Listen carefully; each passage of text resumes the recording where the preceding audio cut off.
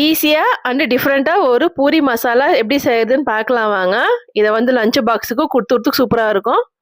இந்த மாரி நம்ம செஞ்சாக்கா கடாய் இந்த மாரி சுத்தமா காலி ஆயிட்டுருக்கும். அதுக்கு நான் கண்டிப்பா நான் கேரண்டி குடுப்பேன். 4 பச்சை மிளகாய், கொஞ்சம் சீரகம், மிளகாய் தூளு, கொத்தமல்லி, கொஞ்சோண்டு இஞ்சி போட்டு தண்ணி ஊத்தி மிக்ஸில போட்டு அரைச்சுக்கலாம். ஒரு வாணலியில எண்ணெய் ஊத்தி வெங்காயத்த போட்டு வதக்கிக்கலாம். இது நான் சொந்தமா யோசனை பண்ண டிஷ் இது வெங்காயத்த போடுறது. நீங்களும் ட்ரை பண்ணுங்க. கொஞ்சம் வதங்குனா போதும். நம்ம அரைச்சு வச்ச பேஸ்ட்ட இதுல கலந்துடலாம். கலந்துட்டு கொஞ்சம் உப்பு கலந்துக்கலாம். அதுல உப்பு போட்டு அரைக்கல. வேணா நீங்க உப்பு போட்டு கூட அரைச்சுக்கலாம். நான் உப்பு கொஞ்சம் சால்ட் போட்டுக்கினேன். நைஸ் உப்பு போட்டுக்கினேன். கொஞ்ச நேரம் வதங்கிட்ட பிறகு பச்சை வாசனை போனதுக்கு அப்புறமேட்டு உரிச்சு வச்ச உருளைக்கிழங்கு. சின்ன சின்ன உருளைக்கிழங்கு நல்லா இருக்கும். நாட்டு உருளைக்கிழங்குன்னுவாங்க. அந்த உருளைக்கிழங்கு ஸ்வீட்டா இருக்காது. அந்த உருளைக்கிழங்கு கலந்துக்கலாம். பூரி சுட்டாச்சு. பூரி வந்து இந்த மாதிரி உப்பி உப்பி போய் தான் இருக்கும். ஏன்னா நான் சுடுற பூரி இப்படி தான் இருக்கும். இதை வந்து நீங்கள் ட்ரெயினில் போகிறீங்க எங்கே பிக்னிக் போகிறீங்கன்னாக்கா இது ஈஸியாக செஞ்சிடலாம். கெட்டு போகாது சீக்கிரமாக.